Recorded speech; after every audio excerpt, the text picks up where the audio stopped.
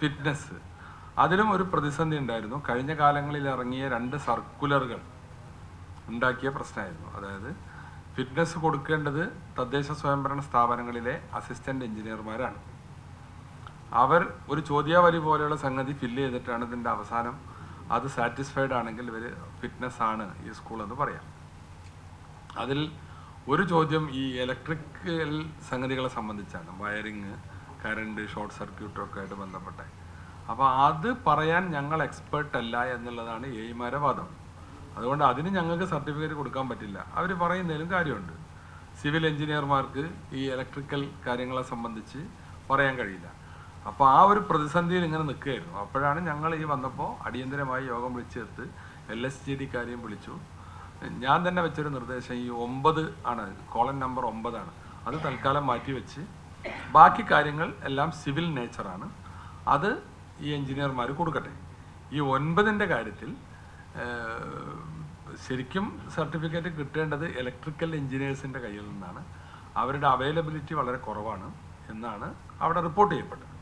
അപ്പോൾ അതുകൊണ്ട് ഒരു അപ്രൂവ്ഡ് വയർമാൻ, അത് നമ്മൾ സാധാരണ ഗവൺമെൻറ് കൊടുക്കുന്ന ഒരു ലൈസൻസാണ്, ഈ സംഗതികൾ ചെയ്യാനുള്ള അറിവുണ്ട് എന്നുള്ളതിനുള്ള ഒരു അപ്രൂവ്ഡ് വയർമാൻ. ഈ അപ്രൂവ്ഡ് വയർമാനിൽ നിന്ന് 4 ദിവസം മുമ്പാണ് ആ യോഗം നടന്നത്. അപ്പോൾ ഒരു മാസത്തിനുള്ളിൽ സ്കൂൾ അധികൃതർ വാങ്ങി വെച്ചാൽ മതിയെന്നും ബാക്കി കാര്യങ്ങൾക്ക് ഫിറ്റ്നസ് കിട്ടിയാൽ സ്കൂൾ 1-ാം തീയതി തുറക്കാമെന്നും തീരുമാനിച്ചു.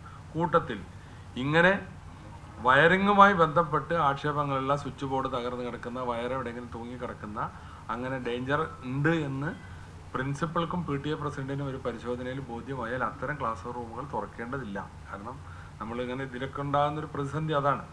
എന്നാൽ ചിലപ്പോൾ നല്ലൊരു ശതമാനം സ്കൂളുകളിലും അതിലൊന്നൊരു പ്രശ്നം ഉണ്ടാവില്ല.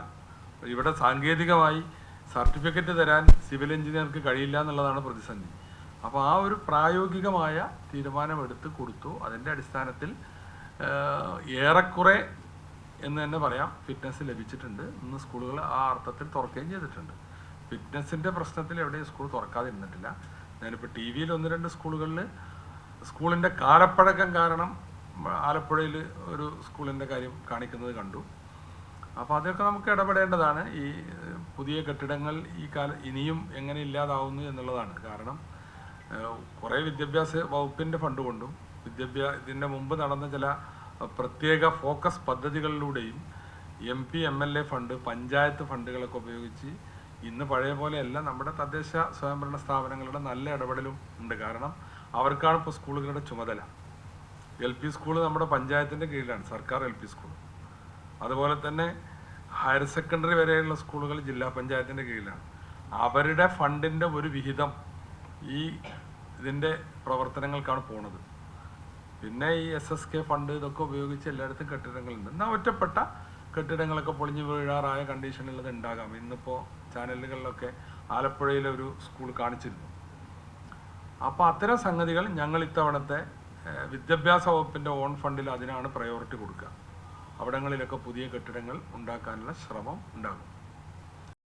ഏറ്റവും പുതിയ വാർത്തകളും വിശേഷങ്ങളും വിരൽ തുമ്പിലറിയാൻ Zee മലയാളം ന്യൂസ് എല്ലാ ഡിജിറ്റൽ പ്ലാറ്റ്ഫോമുകളിലും ലഭ്യം.